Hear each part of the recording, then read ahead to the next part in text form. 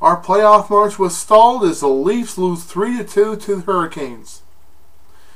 Okay, I know the Leafs were coming off a dominant performance against the Washington Capitals on Saturday night, but I know that they were going to be playing dead tired on Sunday's game against the Hurricanes, but, well, given the fact that the Hurricanes lost 4-0 to the Montreal Canadiens and got shut out by the Buffalo Sabres, I mean, I know that the Leafs were going to be playing dead tired, but I still expected the Leafs to win this one. And, well, anyway, now on to the first period. Dion Phaneuf got penalized. Leafs killed that off. Jay Harrison scores just as the first period was ending, and it's 1-0 Hurricanes. But what I don't get, I know the Leafs were dead tired, but why only 4 shots on Cam Ward? The Carolina Hurricanes have not been playing well in their end of the ice, and I mean, the Leafs just didn't take advantage of that. So that, well, I'm just blaming fatigue on that. But anyway, second period, the Leafs were being outdueled in their own end. David Steckel was actually losing draws. That's a shocker. I mean, yeah, I expected fatigue to be the reason for that, but wow.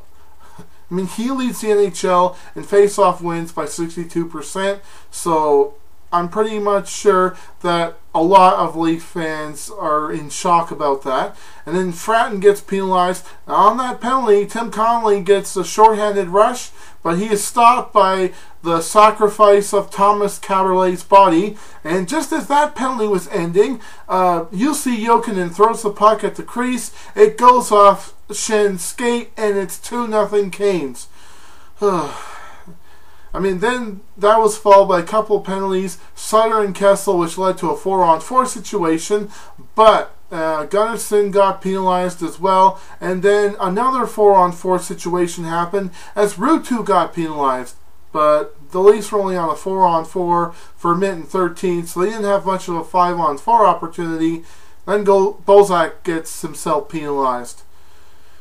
Things were not looking good for the Leafs, and in the third period, Connolly gets a scoring opportunity, but he is stopped by Ward, and if TSN is going to make a highlight reel of the night from anything from that game, it's either going to be that stop or another stop made by Ben Scrivens later in the game. But Colborne and LaRose were both penalized. 4-on-4 situation. Then former Leaf Ponikarovsky gets penalized, and on that opportunity, Connolly, well, he could have scored, but he chose to pass the puck a few times. But luckily, he passed it right to Phil Kessel, and he scores, and he cuts the lead to 2-1 for the Hurricanes, and his league-leading 15th goal of the season. And then, later afterwards, Eric Stahl gets an opportunity on a breakaway, and I'm thinking, oh, please, God, don't let him score. And what do you know? Ben Scrivens actually stops him.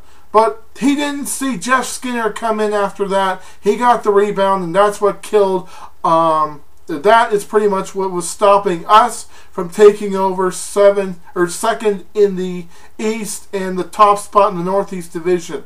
I mean, he scores, and it's 3-1 Hurricanes. And, well, Kessel got penalized. Kessel did score once Ben Scrivens was pulled, but the Leafs couldn't do much after that. Which, because of this game, I am really scratching my head on a couple of things.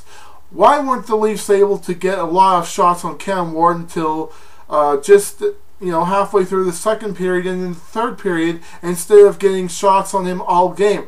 Why was David Steckel having such difficulty on the face-off circle, and how the heck were the Leafs able to not score a lot of goals on Cam Ward, and how the heck was Eric Stahl able to win 73% of the face-offs when we had David Steckel with us?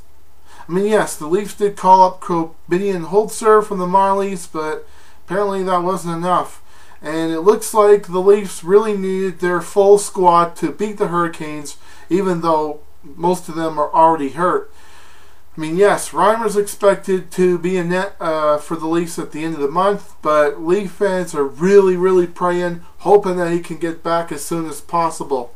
Because right now, we need him to keep us afloat in the top 8. So, And they have the Tampa Bay Lightning, the Dallas Stars, and the Anaheim Ducks. I'm expecting the Leafs to win all those games and come home to the Air Canada Center with a 3-1 record on the road. So, until after Tuesday night's game, go Leafs, go, and I hope you guys have fun watching The Simpsons or getting ready for work on Monday.